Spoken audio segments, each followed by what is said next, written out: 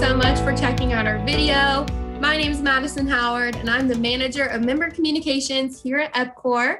And today I'm joined by one of our trainers that many of you know and love, Danielle James.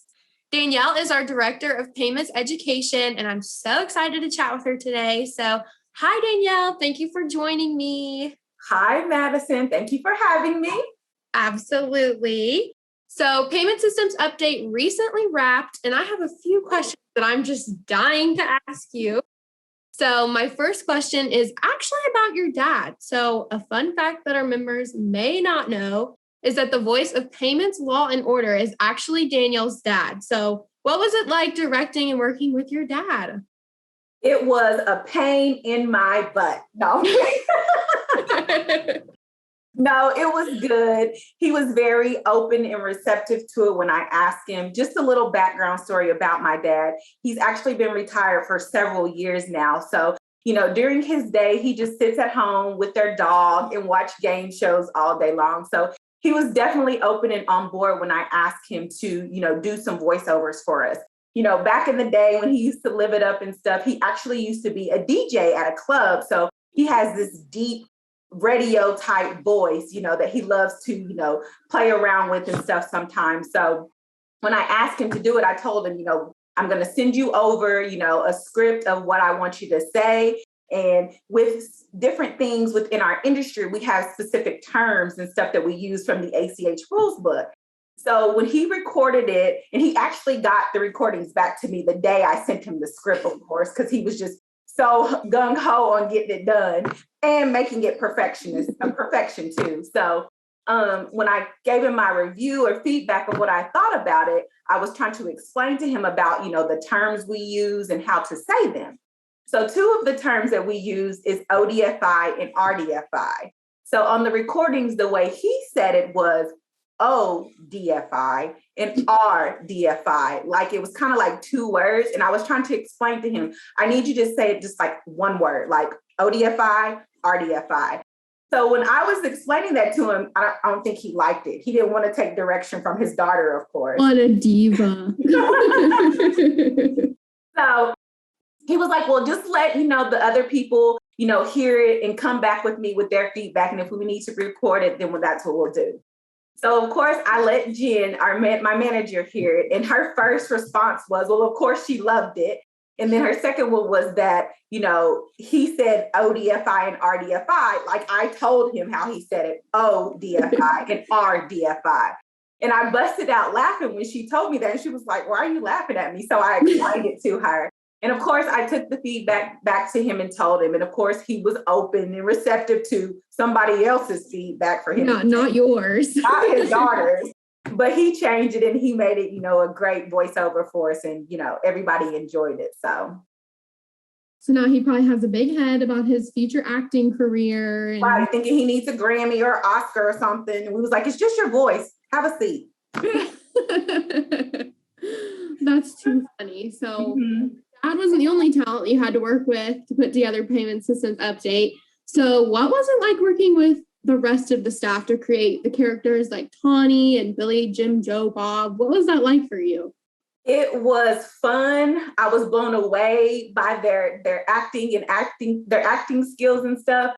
With Matthew, who was Billy, Jim, Joe, Bob, he was all for it when I reached out to him, wanting him to participate in payment systems update.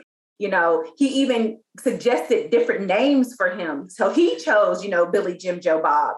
And with every one that I used, I told him that we were going to do 3 takes and do the best out of 3.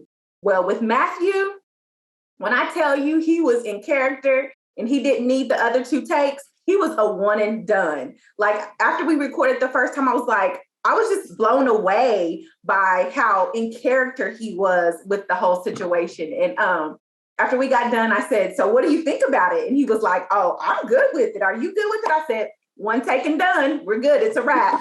I can't believe he did all that in 1 take. It looked so He's such a crowd favorite from what I heard. Yeah. And Tani, who was Audiana, she was just in character with her sunglasses and her scarf, being a little diva and things like that, looking for her love of her life. So yeah, it was very fun. And I hope to do it again sometimes and incorporate, other departments within EPCOR into, the different events that we do. Sign me up. That looked like so much fun. And they were all a little too natural in their character. Right. They were. Noted. I got you on the list for next time. Hey, sign me up.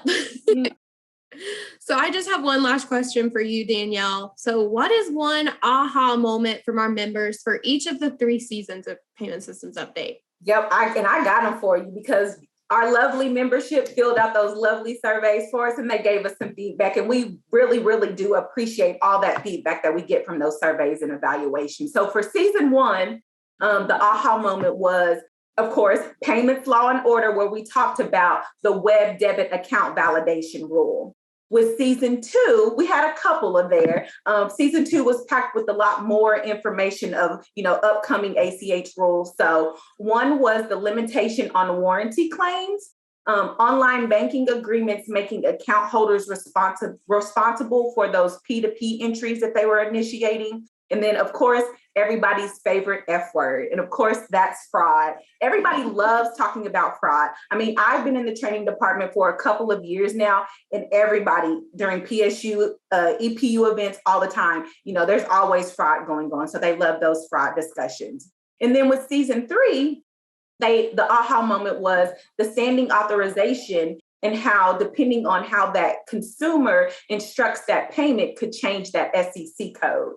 And then reviewing the written statement of unauthorized debit form in the e-sign compliance.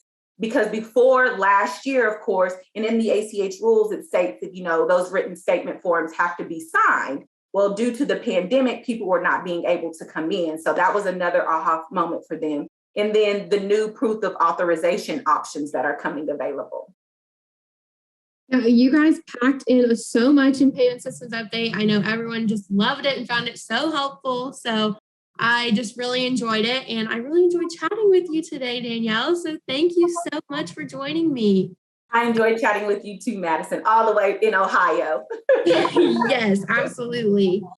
So now, even though Payment Systems Update isn't airing live anymore, our members can still binge the entire series by visiting the EPCOR online store. There will also be a link in the description of this video if you'd like to check it out. So thank you so much for watching our video, and we will see you next time.